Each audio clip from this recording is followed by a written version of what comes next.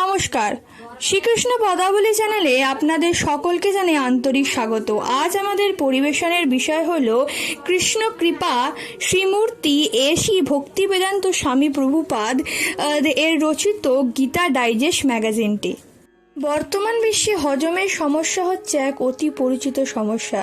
এর বিধিত কারণ থাকলেও মূলত অনিয়মিত খাদ্যাভ্যাস, অস্বাস্থ্যকর আহার্য ভোজন, স্বাস্থ্য সম্পর্কে অসচেতনতা, সঠিক চিকিৎসার অভাব ইত্যাদি হচ্ছে এর মূল।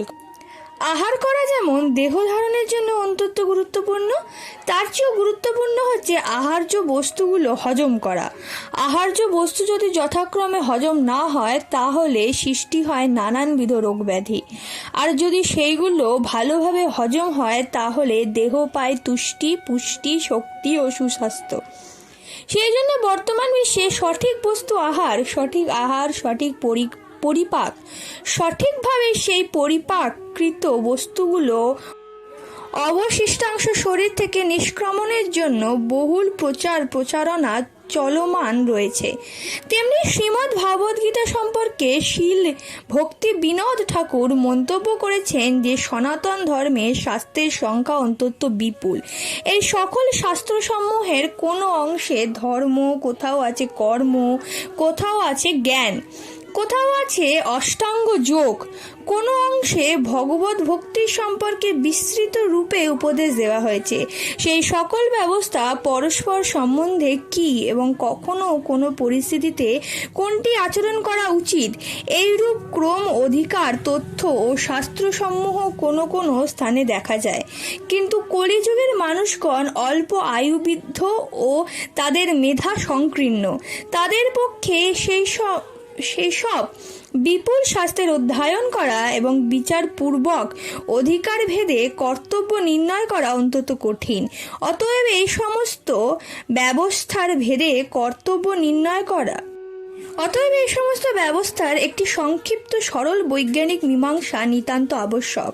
দ্বাপর যুগে অন্তর্কাল পর্যন্ত কেউ কর্মকে, কেউ যোগধ্যানকে, কেউ সংখ্যাজ্ঞানকে, কেউ তর্ককে, কেউ অভেদ্য ব্রহ্মজ্ঞানবাদকে একমাত্র গ্রাহ্য মত বলে নির্দিষ্ট করেছেন। তার দ্বারা ভারতভূমিতে খণ্ড জ্ঞানের ফলে নানান প্রকারে অসম্পূর্ণ মতসমূহের উদয় ঘটেছিল। সেইগুলো পাকস্থলীর অচর্বিত খাদ্যদ্রব্যের মতো নানান রকম উৎপাত ও উপদ্রব ঘটাচ্ছিল।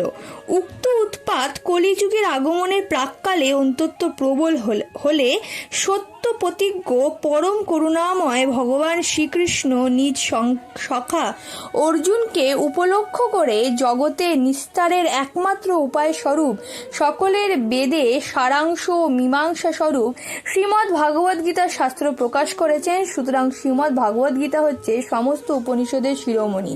এতে ভিন্ন ভিন্ন ব্যবস্থাগুলোর পরস্পর সম্বন্ধ ও তার চরম লক্ষ্যরূপ পবিত্র হরিভক্তি সেই সকল জীবের নিত্য কর্তব্য উপদেশ দেওয়া হয়েছে।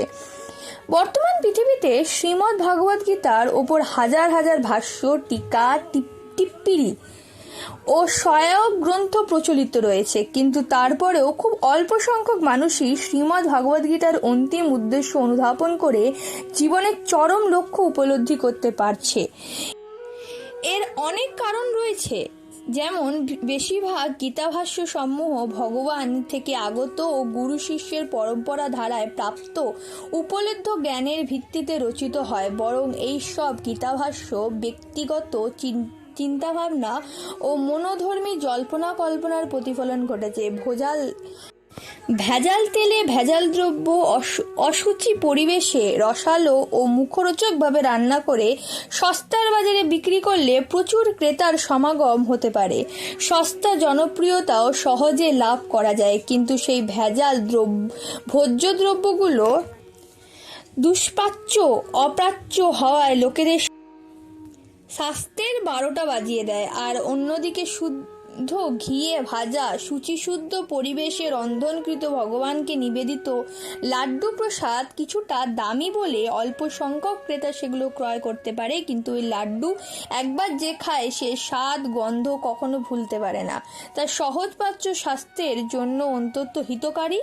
এখন পছন্দ আপনাকেই করতে হবে আপনি কোনটা খাবেন।